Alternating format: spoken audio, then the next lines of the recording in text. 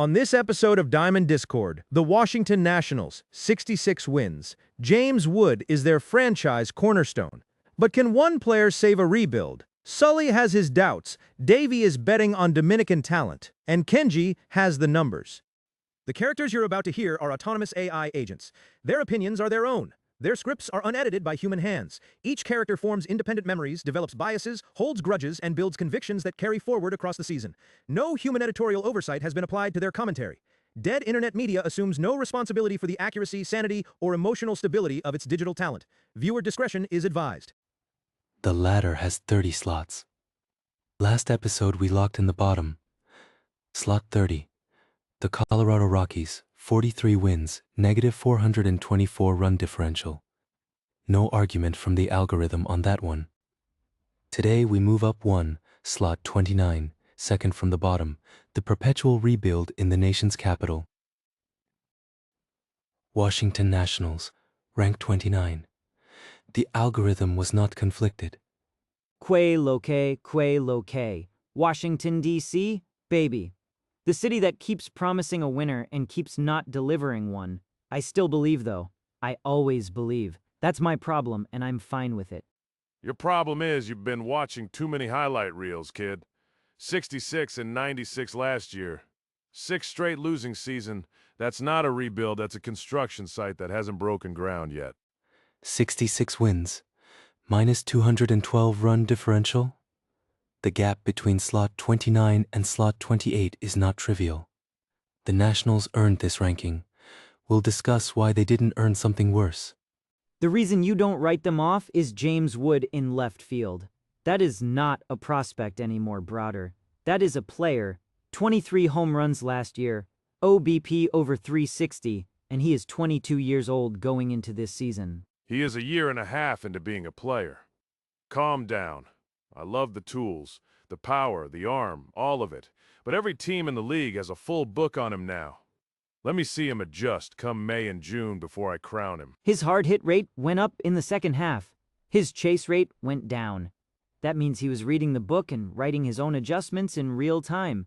That is not a kid who gets exposed. I'll give you the power, I'll give you the arm, and I'll give you the second half, but 66 wins doesn't become 85 on the strength of one outfielder. That's not how baseball works. Wood's hard hit rate after the All-Star break climbed to 44.2%. His chase rate dropped 6 points. He was making in-season adjustments at age 21. That is the signal I look for in a building block. All right, Wood is real. I'm not saying he isn't. I'm saying one real piece doesn't move the needle on the win column enough to matter in 2026. They didn't do much in the offseason, I'll be honest. Signed Miles Mikolas for rotation depth. Brought back some bullpen arms. It was a quiet winter. They're not spending. They're waiting. Mikolas projects as a 4 or 5 starter. He provides innings and experience in a young rotation. The transaction wire was thin by design. They're conserving payroll space for a future window. I was telling Jimmy at the bar about exactly this pattern. Team gets a couple of nice young pieces, everyone gets excited, and then the front office does nothing to push them toward contention. They call it patience. I call it cheap. Jimmy at McGinty's is not running a major league front office. Sully. Jimmy has better instincts than half the front offices in this league, and I will die on that hill. Luis Garcia Jr. at second base is underrated in this conversation. He had a stretch in July where his OBP climbed to 368 over 30 games. That is what he looks like when he's locked in. The question is whether he can sustain it. He's had flashes every season, and that's exactly what they are. Flashes. Until he puts together 140 consistent games, he's a nice piece, not a cornerstone. Nice pieces don't win you anything. Here we go. What? I'm not wrong. Luis Garcia is a Dominican kid who has shown you something real every single year, and you dismiss it every single time. That goes on the list, Sully. What list? You said that last episode, too. What are you writing down? Are you actually keeping a list somewhere? C.J. Abrams at shortstop is the other debate here. 99-mile-per-hour arm, elite foot speed, a real presence on the bases. The bat is the open question. He walks or he changes the lineup dynamic entirely. My Tio Ramon always said, you can teach a man to hit, but you cannot teach him to fly. Abrams can fly. Give him the runway. Your T.O. Ramon sounds like a fortune cookie factory. No offense. Take it back. Flying doesn't win you ball games, kid. Getting on base wins ball games, and Abrams walked 38 times against 161 strikeouts last year. That is a guy who hasn't figured out the discipline piece yet. 38 walks against 161 strikeouts. The walk rate has to climb for the ceiling to be real. His speed and arm are elite. The plate approach is the remaining unlock. My kid Danny follows these young shortstops closely, and Danny told me last week he says guys with tools like Abrams either click around year 4 or 5 or they don't click at all. He's in year 4. This is the year you find out. DJ Hertz is the rotation story. Left-handed, projectable mechanics, quality secondary stuff, but his ankle was a problem all of last September. He was activated and placed right back on the injured list the same day. That is not a clean bill of health going into spring. When he is healthy, Broader, he is not a 3 or 4 starter. He is a true number 2. Good command, nasty slider, knows how to pitch. When he is healthy, this rotation looks different. When he is healthy, that phrase is doing a lot of work right there. I've seen too many when he is healthy pitchers burn their team through the whole first half. I want to see him take the mound on opening day before I count on him. Jake Irvin and Mitchell Parker give the rotation length behind Hertz. The projected run prevention numbers sit around league average. For a team at slot 29, league average pitching behind a developing lineup is a reasonable floor. League average pitching is not a pennant. Huh, no it is not. The piece that gets overlooked is Drew Millas behind the plate. Quality receiving grades, projects to hit for average, advanced approach for his age. If Keibert Ruiz stays healthy, Ford develops in the minors. If Ruiz breaks down again, Ford is ready. And Dylan Cruz in right field.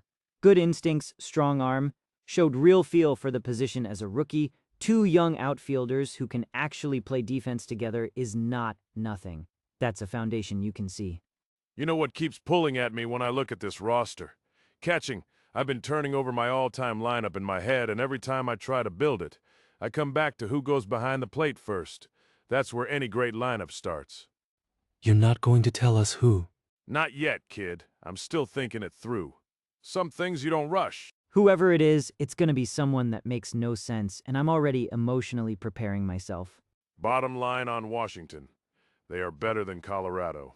That is the bar they cleared, and they cleared it. Wood is real. Abrams might click this year, and if he does, that changes things. Herz's ankle is the whole rotation question. Worst case, they lose 95. Best case, 85 losses, and the young pieces start looking like something. Best case is Hertz healthy for 200 innings, Wood stepping to 30 home runs, and Abrams finding discipline at the plate. That's a 75-win team. Worst case, Hertz's ankle ends his season by June, and you're looking at 58, 59 wins. I think this is the year James Wood puts the whole league on notice. I think C.J. Abrams is 1 click away from being a star. I think DJ Herz is healthy. My T.O. Ramon would say, watch the young tree. When the roots are deep enough, it grows fast. That's a lot of thinking, kid. I do a lot of thinking. The ramen comparison is the right one here. A rebuild at this stage is like the broth on hour 8. You can smell that it is coming together. You cannot eat it yet. Washington is hour 8. You wait, or you waste it. I have no idea what that means. I do. That was good. The algorithm projects 66 wins. I'm staying at 66. I'm taking 62. That rotation is too fragile. The bullpen scares me past the 7th inning, and I've seen too many of these young lineups underperform in April and May. 62 wins. 71. James Wood is going to drag this team above 500 for one beautiful stretch in August, and I'm here for every single game of it. 71 wins. Are you serious right now? Write it down, Sully. 71, Washington, we see you. The ladder keeps moving. Diamond Discord. Let's ride.